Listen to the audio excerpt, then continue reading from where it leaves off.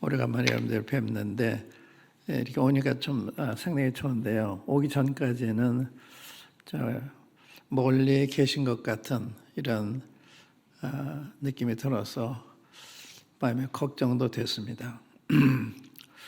이렇게 정기적으로 모이지 못하다 보니까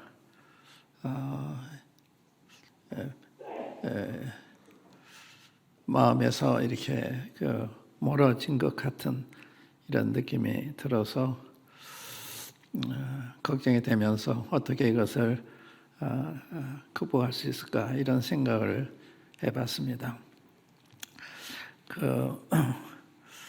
오늘 예배 때 어느 형제님이 계시록을 인용을 했는데 그게 제가 바로 묵상하던 말씀이었습니다.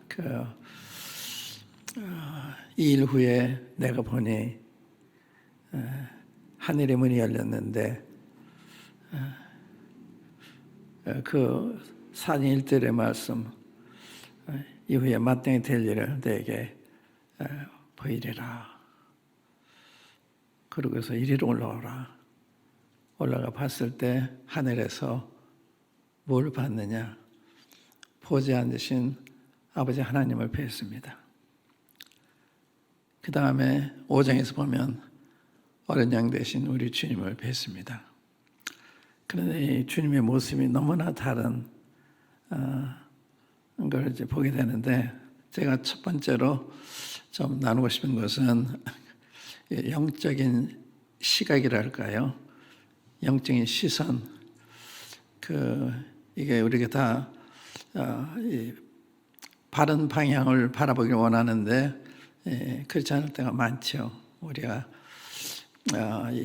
여기 사도 요한이 주일날 성령에 감동했을 때 제 뒤에서 나는 소리를 듣잖아요. 또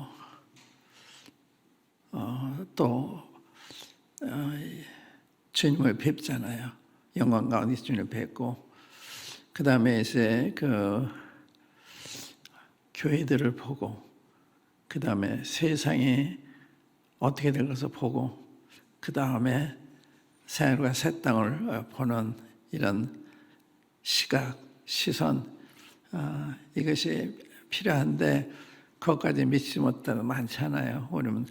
우리 자신에서 떠나지 못하고 우리 나라에서 떠나지 못하고 이 세상에 떠나지 못하고 그 이상을 보지 못하는 이런 게 이제 우리의 아쉬움인데 우리 한번 계시록 1장을 열어보겠습니다. 계시록 1장.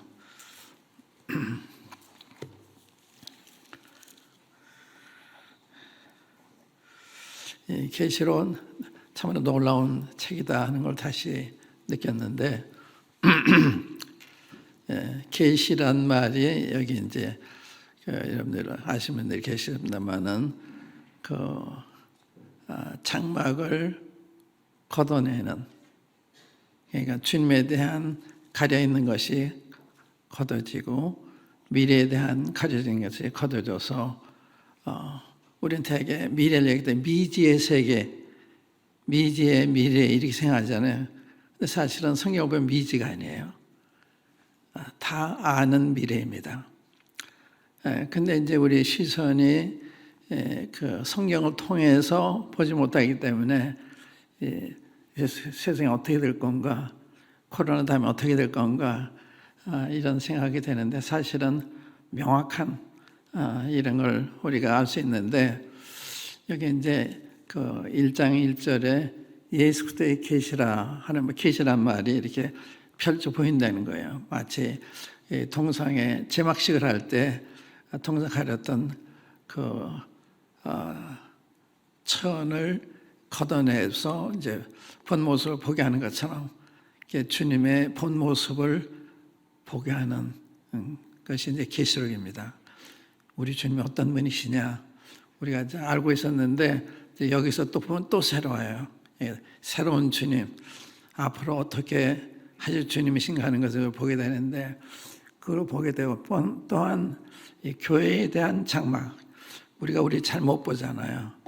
근데 주님이 이걸 거두시고 이 교회가 지금 어떤 상태에 있나 하는 것을 또 보게 하시고, 그 다음에 하늘나라에 주님을 뵙게 하고 아버지를 뵙게 하고, 그 다음에 세상에 앞으로 심판이 임하는 걸 보게 하고, 그 다음에 끝에 이제 마지막 그 악인의 심판을 하신 다음에 새하늘과 새 땅을 건설하셔서 거기서 아버지와 더불어 영원토록 사는 것이 그 계시록에 우리에게 전해주는 놀라운 소망의 말씀, 계시의 말씀입니다. 그러니까 얼마나 그 필요한 때에 맞는 책인가. 벌써부터 이 계시록을 좀 나눴어야 되는데 못했구나 하는 생각을 들었어요. 아주 때에 맞는 이런 말씀이기 때문에. 근데 이게 1절에 보면 예수 그리스도의 계시라, 이는 하나님이 그에게 주사 반드시 속게 될 일을 그 종들에게 보이시라고 천사를 그 종 요한에게 보내어 지시하신 것이라. 그래서 이 계시록은 반드시 될 일, 또 속히 될 일에 관한 기록이 이 계시록이에요. 그러니까 참 앞으로 어떤 일이 일어날 거냐, 이 성경에 다 있어요. 그러니까 이제 이걸 보면서 미래를 보면서 내가 어떻게 걸어가야 되나 이런 것도 이제 생각을 하게 되고, 그 다음에 이제 요한이 자기 하나님의 말씀과 그 예수도의 증거, 곧 그의 본 것을 다 증거했다. 이것은 목격자의 증언입니다. 직접 그 사도 요한이 환상을 통해서 성령님의 역사를 이렇게 그 하늘 보좌를 보고, 또 그 다음에 그 교회를 보고 또 세상을 보게 되는. 근데 이제 3절에 보면 이 말씀에 내가 주목을 기울이고 싶은데, 예언의 말씀을 읽는 자와 듣는 자들과 그 가운데 기록한 것을 지키는 자들의 복이 있나니 때가 가깝다. 때가 가깝다는 말씀 있잖아요. 이게 이제 계시록은 주 95년경에 기록됐을 것이다, 이렇게 이제 학자들이 얘기를 하는데, 그렇다면 그 2000년 전에 말씀하시기로 때가 가까웠다. 지금 2000년이 지났는데 어떻게 된 거냐 이런 질문이 나오잖아요. 근데 제가 생각하는 그렇습니다. 이게 학자들도 이 가깝다, 때 가깝다는 이야기를 다른 쪽으로도 해석하려고 그러니 그런 보는데, 사실은 주님 오셔서 회개하라, 천국이 가까웠다 그랬잖아요. 천국 가까웠어요. 그런데 그들이 주님을 거절하잖아요. 그래서 이 천국이 지연이 됐잖아요. 그러니까 가까운 사실인데 지연이 된, 이것도 마찬가지라고 생각해요. 그렇기 때문에 그 가깝다는 말이 잘못된 말이 아니라 사실은 그랬는데 우리 편에 준비가 안 됐기 때문에 주님이 연장하시는 이런 거라 생각이 되는데, 지금 이제 이 가깝다는 이야기를 오늘의 시점에서 볼 때 참 가깝다. 어떤 점에서 그러냐? 코로나 바이러스가 전 세계에 지금 퍼졌잖아요. 이거는 성경이 예언한 거예요. 우리 주님이 그 말세의 징조로 말씀한 거잖아요. 그 연병과 지진과 기근과 전쟁과, 이게 주님이 임하시기 전에 이 생에 임할 징조거든요. 그 징조의 하나가 지금 펼쳐졌는데, 그때 지진도 많이 일어나고 여러 가지 그 현상이 있었지만, 그와 달리 이 연병은 전 세계에 이런 일은 없어서 모든 사람들이 당황하고 이런 건 처음 본다고 그러고 그러잖아요. 그러니까 이러한 전에 보지 못한 이러한 일을 우리가 지금 당하고 있거든요. 이것이 환난 때 일어날 일이에요. 그러니까 주님 지상재림의 징조라고 할 수가 있죠. 지상재림은 우리 휴거보다 7년 후에 일어나는 거예요. 그러니까 지상재림의 징조가 하나가 지금 이렇게 보이고 있잖아요. 이 연병인데 이게 지금 온 세상에 모든 사람에게 영향을 주고 있는 이러한 점에서 이게 전혀 없었던 이런 일이잖아요. 그러니까 이게 이제 그 중에 하나인데 이게 또 뭘 말하느냐? 이와 동시에 이제 앞으로 큰 지진과 또 경제적인 파탄과 이런 게 또 오는 거예요. 그러니까 어떤 종류의 전쟁이 이제 토사르고 있는 언제 어떤 일이 벌어질지 모르잖아요. 지금 미중 관계도 이제 심각한 상태에 있는데 그런 여러 가지 이것이 지금 이렇게 마치 화산 아니 땅 속에서 폭발하려고 하는 그런 상황과 같은 때가 되면 그런 전쟁도 일어나고 지진도 일어나고 또 그로 인해서 경제적인 고난, 식량난 이런 게 임하게 되고 이제 이런 게 과연 그렇게 될까 이렇게 생각이 되잖아요. 우리가 그건 당한 적이 없기 때문에 그러나 주의 말씀 그대로 되는 것이기 때문에 기대한다 그럴까요? 경계한다 그럴까요? 그럴 만한 때에 살고 있어요. 어떤 지진이 여기저기서 터질 수 있고, 근데 이게 이제 환란 때 일어난 일이기 때문에 환란 때 일어날 일이 지금 이렇게 전주곡처럼 혹은 영화의 예고편처럼 이렇게 나타나고 있다고 할 수가 있잖아요.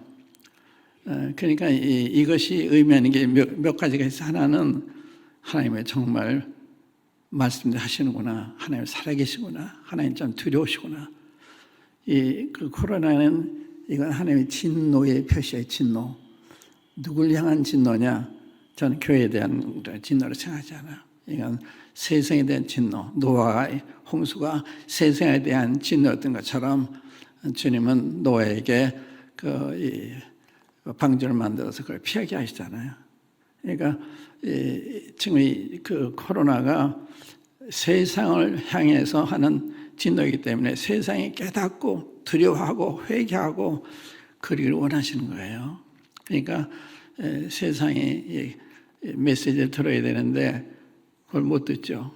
병 자체만 생각을 하고 그리고 이제 이런 진노가 우리가 방역을 통해서만 해결되는 게 아니야. 우리가 열심히 해야 되죠. 난 피해 주면 안 되니까. 근데 성경에 보면 하나님이 이걸 거두셔야 돼요.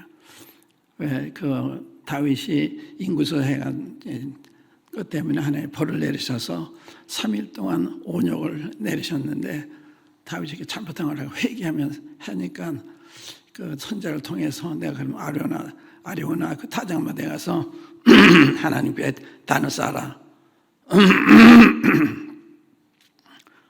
죄송합니다. 그래서 단을 쌓고 번제 화목제를 드렸을 때 온역이 그쳤더라.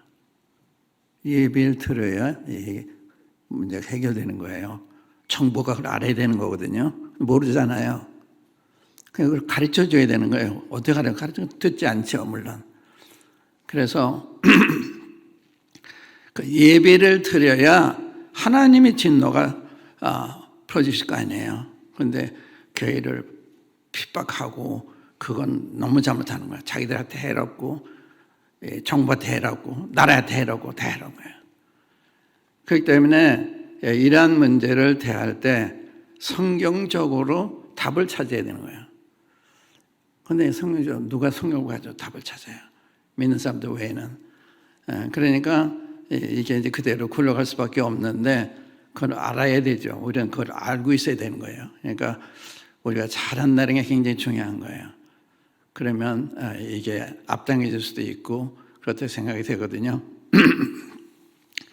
그런데 이 말씀을 읽는 자, 듣는 자들 또 그 가운데 결혼한 지키는 자들이 복이 있다. 성경에 복이 있다는 복이 있는 거예요. 예. 어떤 점에서 그러냐? 이제 이해할 말씀 읽으면 뭘 봐야 주님을 새롭게 보게 되거든요. 주님, 또 교회를 보게 되거든요. 우리 자신을 보는 거예요. 그 다음에 세상을 보게 되는 거거든요.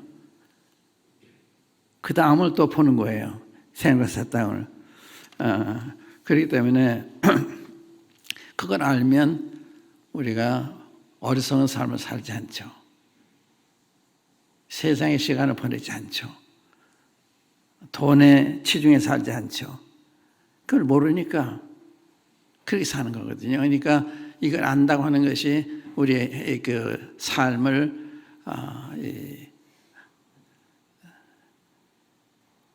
주님 앞에서 잘 살도록 도와주는 게 되는 거죠.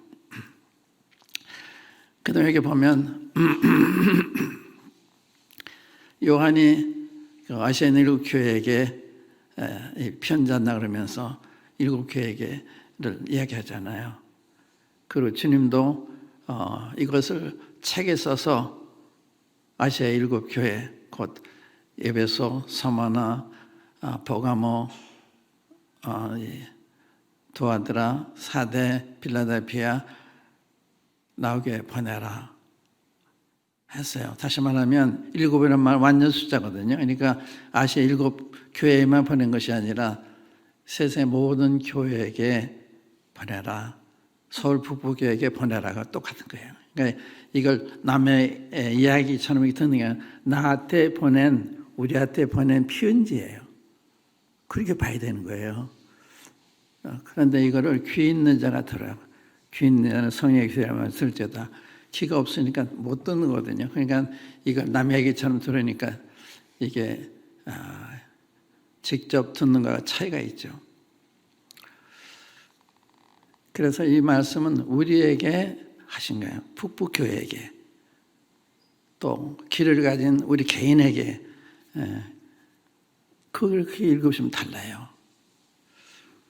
그 다음에 이제 쭉 보면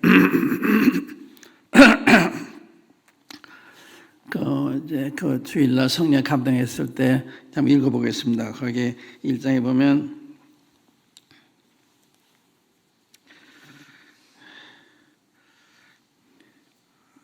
10절에 주의 날에 내가 성령에 감동하여 내 뒤에서 나는 나팔 소리 같은 큰 음성을 들으니, 이 듣는 말이 중요하거든요. 들으니 성령 감동하니까 이게 들리는 거예요. 근데 그렇지 않으면 그냥 읽는 거죠. 이게 들려야 되거든요. 우리 마음에 감동이 돼야 되고 경고를 받아야 되고 격려를 받아야 되고. 소리를 들으니 가로되 보는 것을 책에 써서 이렇게 보내라 하시기로 몸을 돌이켜 나더러 말한 음성을 알아보려고 하여 돌이킬 때 7 금촛대를 봤는데 촛대 사이에 인재 같은 이가 발에 끌리는 옷을 입고, 이 금촛대와 그 사이에 거니시는 주님 뵀잖아요. 저 예배 드리면서 주님이 우리 가운데 거니시는 이걸 생각을 했습니다. 주님이 우리 가운데 거니시면서 우리를 다 감찰하고 계시는, 우리와 함께 하시고 또 우리를 감찰하시는 그걸 보이신 거예요. 그러니까 이걸 통해서 우리가 모일 때마다 주님이 우리 가운데 함께하고 계시는, 또 우리를 감찰하고 계시는, 이게 놀라운 일이죠. 그냥 괜찮은 게 아니라 주님이 우리의 보시는 거예요. 마음도 보시고 생각도 보시고 관심도 보시고.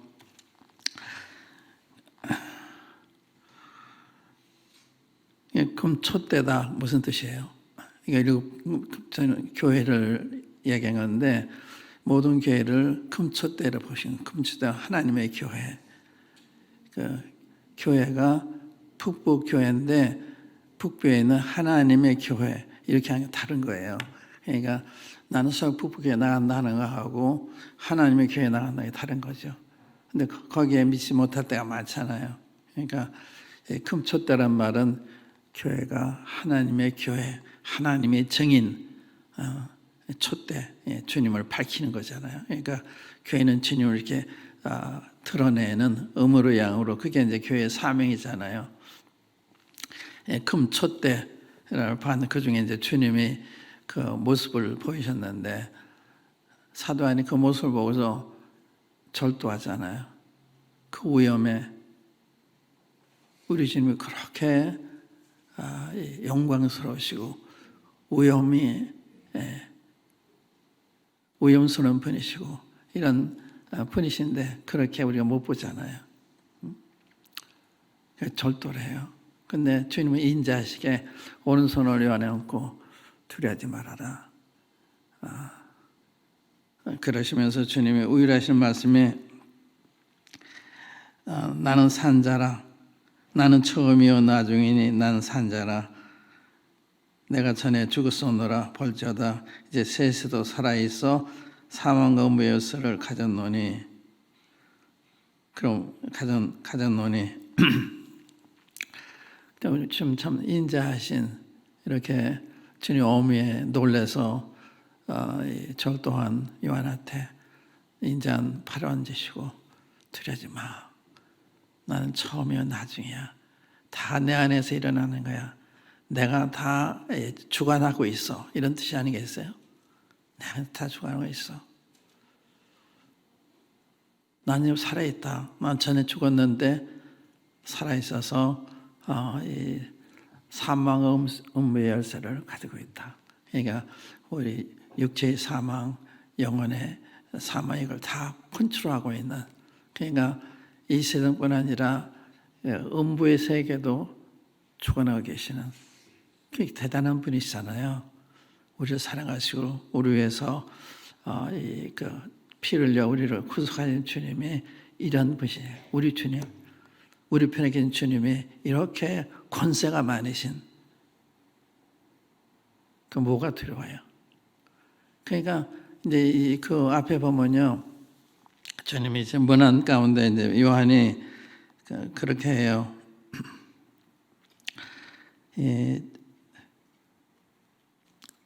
4절 5절에 보면 하나님 아버지에 대해서 전에도 계시고 이제도 계시고 전에도 계시고 장차 오실 이와 전능하신 하나님, 그러니까 과거의 하나님, 현재 하나님, 미래의 하나님,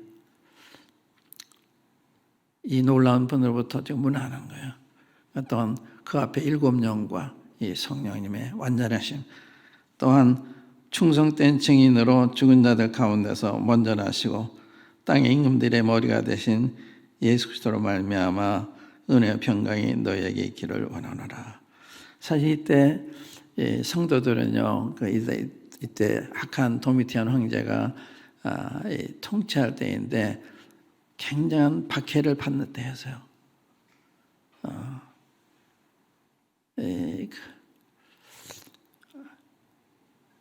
개교적에는 닭처럼 이렇게 정말 하나님이 살아계시나 이렇게 의심할 정도로, 의심을 할 만한 정도로 이렇게 어려운 상태에 있었습니다. 그런데 요한이 이걸 봤을 때, 또한 그 당시에서 이 편지를 받았을 때 얼마나 힘이 되겠어요. 주님의 충성된 증인으로 죽은 자 가운데 먼저 나시고, 주님 부활하신 주님, 또 땅의 임금들의 머리, 땅의 임금들이 다 주님의 주관하에 있는 거예요. 세상의 군왕들, 대통령, 수상 전부 주님 밑에 있는 거예요. 주님 함부로 하면 안 되는 거예요. 그분이 우리 주님이세요. 그분이 우리의 보호자가 되십니다.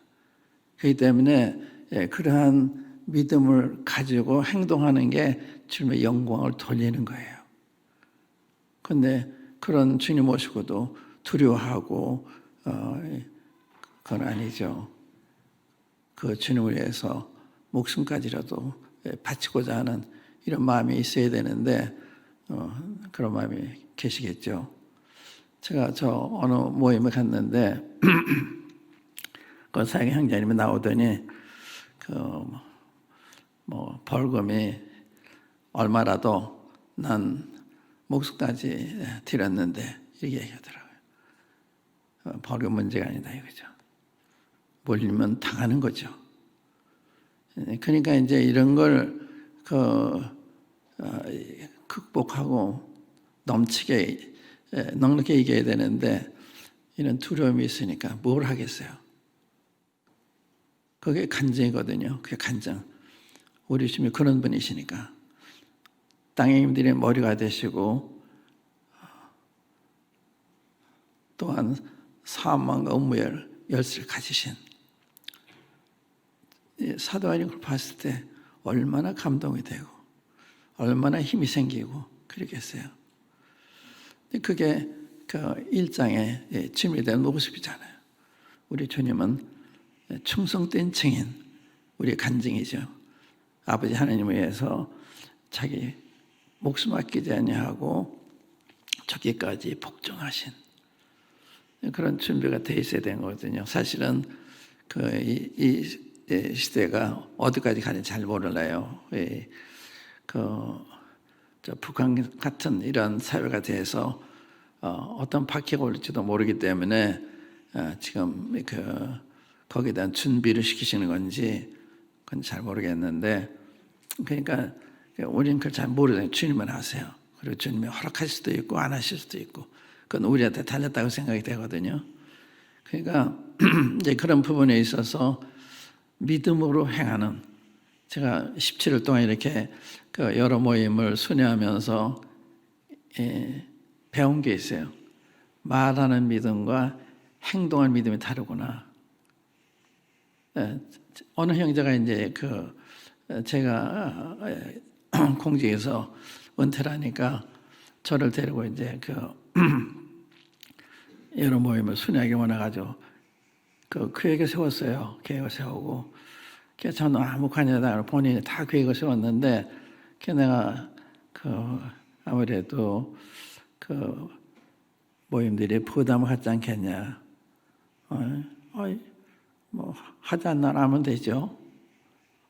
막무가내 내가 얘기해도 나는 좀 주저하는 게 있었는데 내가 마지막 근데 내가 하지 말았지 못해요. 왜냐하면 그가 믿음을 행하기 때문에. 그래가지고 마지막에 내가 그 믿음을 의지하고 따라간 거예요. 그랬는데 17일 동안 주님이 함께 하시는 게 제 경험이었습니다. 가는 곳마다. 그리고 이제 거기서 놀라운 믿음들을 봤는데 어느 모임에 가니까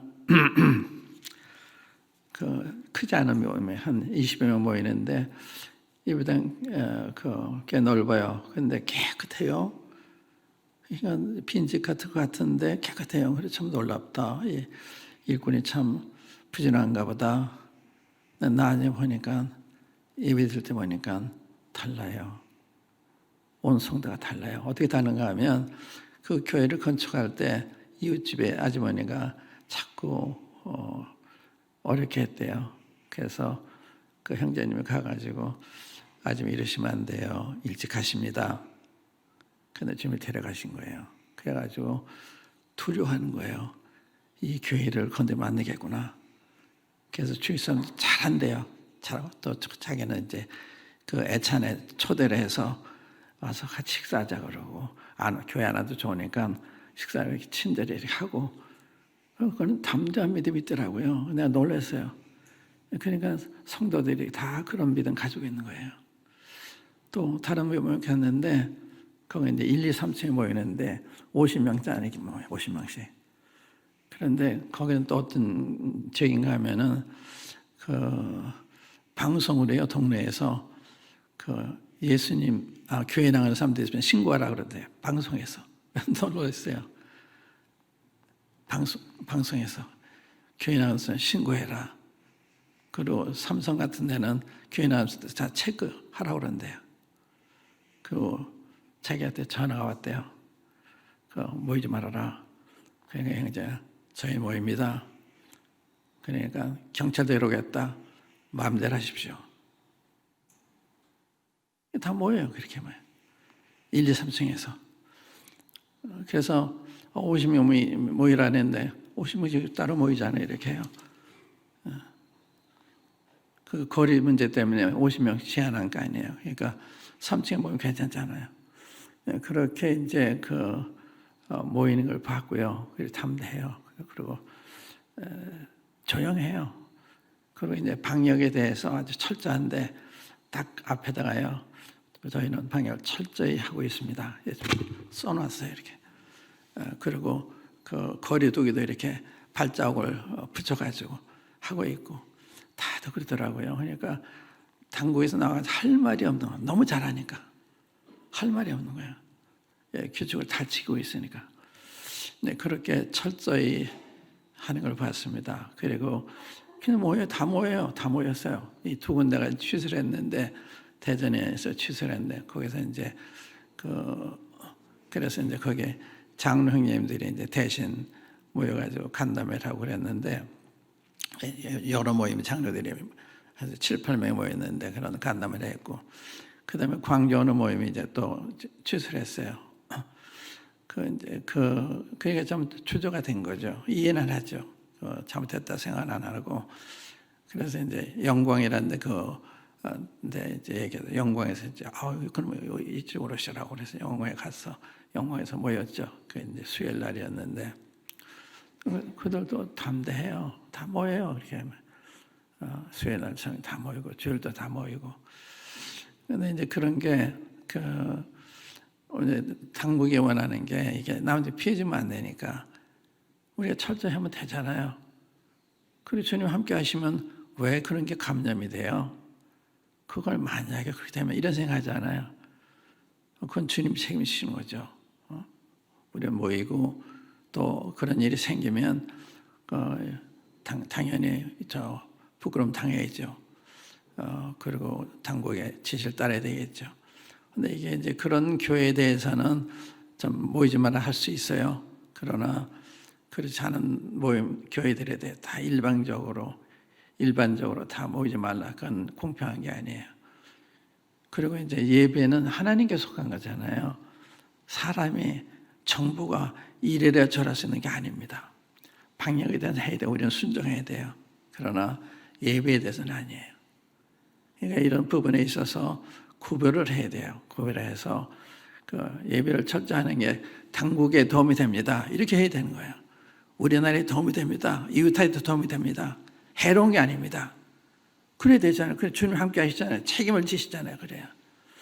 그러니까 이제 이런 데 있어서 그러한 믿음이 필요하다는 생각이 들고요. 그러니까 이렇게 움츠리다 보면 나중에 다 노예가 돼요. 그러면 안 되죠. 우리가 세상한테 가르쳐 줘야 되는 거예요. 정부가 모르니까 우리 잡아가면 그때 그런 이야기 하잖아요. 그러면 그게 증거가 되는 거예요. 그러니까 잡혀가는 주의하지 말고 벌금 주의하지 말고 주의해서 벌금 물을 수도 있죠. 목숨까지 잃을 수도 있는데 그러니까 우리가 모이는 부분에 대해서 방역을 철저히 하고 그 다음에 예배에 대해서는 얘기하시면 안 됩니다. 이건 정부에 해롭습니다. 여러분들이 해롭습니다. 얘기 경고를 해야 돼요. 그건 주님이 다스리시는 거거든요. 그 다음에 이제 우리가 2장 3장에 보면 뭘 봐요? 교회를 보거든요. 교회를 보는데 여기도 7교회가 모든 교회에 대한 얘기예요. 그러니까 이 7교회에 대한 이 편지는 역사적으로 교회 역사가 이렇게 전개될 것을 예언적으로 미리 말씀한 거다. 이렇게 이제 해석을 해요. 저도 거기 동의합니다만은.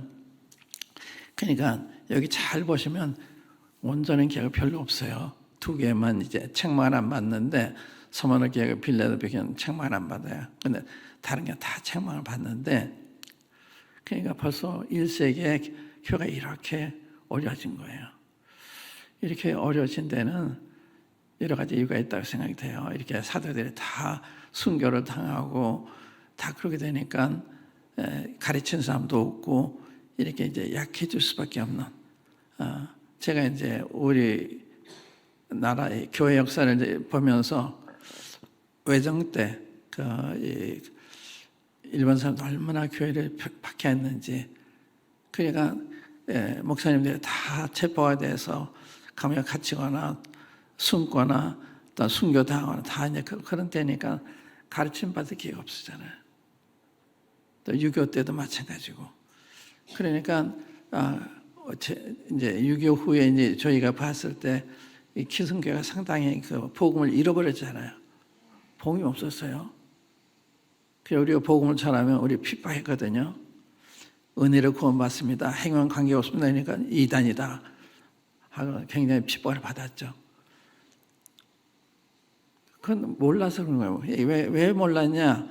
훌륭한 분들 위해서 종을 전에 받았는데 그분들이 전부 감옥에 가고 이러니까 지도자들은 상실한 거예요. 그러니까 제대로 같이 못 받는 거예요. 그래서 6.25 때도요, 교회에서 보면은 싸워요, 교회끼리. 교회에서 싸워요. 교리 싸움이에요. 신학. 그게 참 비참한 거죠. 이렇게 남북이 갈라진 것도 억울한데 또 교회가 또 다투고 있고 말이 안 되잖아요. 그게 제대로 가르침 받지 못했기 때문에 제대로 가르침 받으면 서로 사랑하는 거예요. 잘못해도 용서하고 오래 참아주고 도와주려고 그러고. 근데 이게 마치 당시에 이제 그 교인들이 목사님을 신고하고 이런 것처럼 그런 일이 있었던 거죠. 그러니까 우리가 서로를 보호해야 되는데 서로를 흠을 잡는다니 그러면 안 되잖아요. 우리가 할 일이 아니죠. 그러니까 이제 잘 가르친다는 게 굉장히 중요한데 이때는 이제 그 AD 90년 중반쯤 된 때니까 이 핍박에 의해서 이렇게 교회들이 제대로 가르침 못 받아서 에베소 교회는 행위와 수고와 인내는 있는데 또 교리적으로 다 잘하고 있는데 처음 사랑을 잃은 거예요. 처음 사랑. 겉으로 보면 훌륭한 교회, 왜냐하면 행위도 있죠, 수고도 있죠, 인내도 있죠. 또 자칭사들 아닌 자들의 겉을 드러내기까지 했죠. 그러니까 교리적으로 다 바르죠. 그런데 내가 내 책임을 질 수 있다. 너희 처음 사랑을 버렸다. 어디서 떨어진 생각하고 회개와 참여를 가져라. 그래서 참 내가 와서 촛대 옮기겠다. 경고하시잖아요. 이게 무슨 뜻이에요? 처음 사랑을 버렸다는 말은 성령과의 교통이 끊어졌단 말이에요. 성령의 사랑이잖아요. 거기에서 우리를 봐야 되는 거예요. 나를 볼 때 내가 그 성령으로 말하면 그 아가페 사랑이 나한테 있냐, 우리한테 있냐, 이게 기준이에요. 그걸 주님이 보신 거예요. 우리는 그저 우리가 말대로 모이니까 괜찮겠지. 주님 우리 잠깐 하세요. 우리 도우시고 축복하는 사실입니다. 주님이 참 좋으신 분이죠. 그것이 우리 옳다는 걸 의미하는 건 아니에요. 그렇기 때문에 우리 자신을 볼 때 성령님의 기준으로 보는 거예요. 내가 성령 안에서 행하고 있나? 그럼 성령의 열매가 증거가 되잖아. 사랑과 희락과 화평과 오래 참음과 양성과 절제와 이런 게 이제 증거가 돼야 되는 거거든요. 거기서 우리를 봐야 되는 거예요. 그러니까 지금 에베소 교회를 통해서 보여야 되는 게 그거다 이 말이야. 서만화 교회에 대해서 뭘 봐야 되냐? 서만화 교회는 그 환난과 핍박을 당하고 있는 아주 어려운 상황에 있었는데 내가 내 환난과 궁핍을 한다. 그런데 실상은 부유한 자다. 이 부자에 대한 개념 뭐냐? 돈 많은 사람이 부자냐? 주님 때문에 가난해진 주님 때문에 환난을 당하고 있는 걸 주님이 부유하다고 그러셨어요. 실상 내 부유한 자다. 그러니까 어떤 게 훌륭한 교회냐? 주를 위해서 이런 걸 겪고 있는 주님 때문에 가난을 겪고 있다. 주님 때문에 환난 겪고 있다. 이게 부여가 되는 거예요. 근데 그게 없으면 평가받을 게 없는 거죠. 그 다음에 이제 퍼가모 교회는 이게 타협하는 교회, 또 두아데라 교회는 이교도화된 이방인 그 여자를 선자를 이렇게 받아들인 이교도화된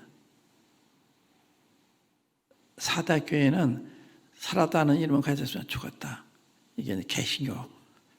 근데 필라델피아 교회는 그것을 깨닫고 와서 말씀대로 모이는 우리 모임 같은 모임인데 이게 잘못되면 라우디게처럼 되는 거예요. 그러니까 우리는 부유하여 부정한 것이 없다 그러잖아요. 스스로 자기들도 평가하는 거예요. 주님이 평가하는 게 자기들이 평가하기로 우리는 부자다. 부정한 것이 없다. 근데 야 너는 내 그 가난한 것과 가련한 것과 눈먼 것과 벌금을 알지 못한다. 그러니까 주님이 나를 평가하시는 거거든요. 우리 평가하시는 거예요. 그렇기 때문에 주님의 그런 좋은 평가를 받아야 되잖아요. 그러니까 이제 그 교회를 7교회를 통해서 우리 자신을 보는, 우리는 에베소 교회 같은가, 빌레델피아 같은가, 라도게 같은가, 이걸 봐야 되는 거예요. 우리가 그래서 이걸 우리 주신 거예요. 거울이에요. 그 다음에 이제 4장 1절에 이제 이 일 후에 하는 말은 교회가 휴가된 후에 하는 말과 같다고 생각해요. 왜냐하면 그 후에는 교회단 말이 안 나와요. 4장 이후에는 교회가 안 나와요. 1, 2, 3장 교회가 많이 나오잖아요. 근데 딱 끝쳐요. 그게 없어요. 20장에서 마지막에 교회가 나와요. 그래서 환난 동안에는 교회가 없어요. 그러니까 교회님이 한나라 휴가돼서 4장 20자 장로가 나오죠. 20자 장로가 교회예요. 이미 한나라 가 있는 우리 자신을 보는 거예요. 그러니까 보면 우리 한나라 가서 그 하나님 보좌를 둘러서 20자 장로들의 보좌가 있잖아요. 20장로들 교인들 어떻게 하냐? 그들이 보좌 앉아 있죠. 흰 옷 입고 있죠. 금명을 쓰고 이게 전부 교회 시대 이기는 자들이 약속한 상급이에요. 그러니까 그때 심판대를 거쳐서 상급을 타가지고 하나님 보좌 가 있는 이런 모습이거든요. 그러니까 이제 사정의 모습은 이게 하나나라의 법정의 모습이라 법정을 보이신 거예요. 그래서 그 보좌로부터 뇌성과 서로에게 바라자니 심판의 법정을 보시는데 그 교회가 있잖아요. 그러니까 우리가 세상을 심판할 줄 알지 못하느냐, 천사들 심판할 줄 알지 못하느냐, 딱 맞는 거예요. 사장의 그림은 하늘의 법정, 그 하나님이 계시고 거기에 그 보좌에 둘러서 24장로들이 있고 그렇잖아요. 그 다음에 5장에 보면 거기에 어린 양이 오는데 어린 양에 대한 이야기예요. 그 보좌 앉으신 오른손에 그 책이 들려있는데 그 안팎이 쓰여져 있고 이 7인으로 인봉됐다 그랬어요. 그런데 누가 이 책을 펴고 인을 떼기 합당하냐? 한 위에나 땅 위에나 땅 하나나 합당한지 보이지 않고로 서서히 울었어요. 그러니까 장로들 한 사람이 웃지 말아라. 유대집의 사자 다윗의 뿌리가 이겼다. 주님을 얘기했어요. 주님이 와서 이 모자 앉으신 분이 오른손에서 책을 취하시니까 하늘에서 막 감동이 돼가지고 찬송하잖아요. 교회도 찬송하고 천군 천사들도 찬송하고 온 만물이 다 찬송하잖아요. 이렇게 우리 주님이 이 책을 취하실 때 이 책은 무슨 책이냐? 그 책 속에 그 인심판 다 들어있잖아요. 나팔시판, 대시판 그 안에 다 들어있는 거니까 그 책 속에 계시록이 있는 거예요. 그 책을 가지시고 그 책대로 심판할 권세를 가신 분이 주님밖에 없는 거예요. 이렇게 해서 이 어린 양이 인을 뗄 때마다 세상에 일이 벌어지잖아요. 그러니까 세상을 주님이 주관하고 계시는 주님의 손에 다 달려있는 거예요. 전전긍긍한 거예요. 그러니까 이런 놀라우신 분이 우리 주님이고 우리 보좌시고 그런 거예요. 그러니까 우리가 담대할 필요가 있고 평안한 마음을 가져야 필요가 있는 거죠. 그러니까 이 어린 양이 이렇게 높으신 어린 양이 그 7뿔과 7눈이 있다고 그러잖아. 7뿔은 전능하심, 7눈은 전지하심. 그러니까 전지전능하신 주님이 우리 주님이다. 그러한 주님이 온 세상을 살펴보고 계시고 온 세상에 이제 심판하시는 거예요. 인을 뗄 때마다 심판이 벌어지잖아요. 그러니까 이 세상은 주님 손에 달려있고 앞으로 우리 세상을 볼 때 이게 도사리고 있는 거예요. 이런 하나님의 심판이 인심판, 나팔심판, 이 대심판이 도사리고 있는 거예요. 이게 아마 짤막한 7년 동안에 다 일어나는데 제가 이게 저 인뗄 때 말 탄 자가 나오잖아요. 왜 말 탔다고 그랬을까? 이 사건이 속히 일어난 것을 상징이 나타내신 게 아닌가. 그러니까 그 첫째 인을 뜰 때 뭐예요? 이 백말탄자가 나오는데 이게 거짓 그리스도라, 거짓 그리스도. 그러니까 그 마치 주님께서 그 이 마지막 때 징조를 말씀할 때 사람의 미혹을 받지 이게 첫 번째 사람의 미혹을 받지 조심해라. 그러니까 이 그 주님 첫 번째 인을 띄면은 이런 그 적그리스도, 거짓 그리스도가 여기저기서 나타나는 거예요. 조심하라는 거죠. 그 다음에 이어지는 게 붉은 말이 나오잖아요. 그건 전쟁이에요. 그 다음에 나오는 게 검은 말이에요. 그건 경제 파탄입니다. 그렇게 해서 이제 여섯째는 뜰 때 천지가 진동을 해요. 하늘도 흔들리고 땅도 흔들리고.